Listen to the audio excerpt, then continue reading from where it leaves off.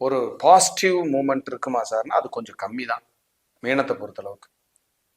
கொடுக்குமா கெடுக்குமா சார்னா கொஞ்சம் கொடுக்கும், நல்லாவே கெடுக்கும், அதுல மாற்றமே இல்லை. சார் பரிகாரம் ஏதாவது இருக்கா சார்? கண்டிப்பாக உண்டு.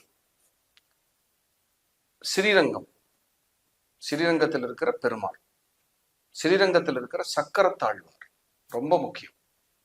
அவருக்கு அர்ச்சனை, பிரார்த்தனை, வழிபாடு இதெல்லாம் நல்லா பண்ணுங்க. நல்ல ரிலாக்ஸ் கிடைக்கும், மன அமைதி கிடைக்கும், ஒரு மாற்றமும் கிடைக்கும். இதை நல்லா பிரார்த்தனை பண்ணீங்கன்னா ஒரு அடுத்தடுத்து நகரலாம்.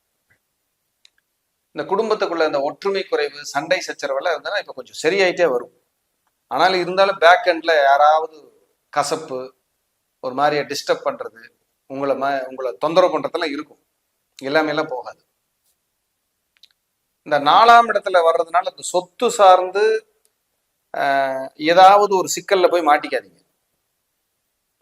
வயிறு, இருதயம், பேக் பெயின் இதுல எல்லாம் கொஞ்சம் கான்சென்ட்ரேஷன் பண்ணி கவனமா இருக்கு.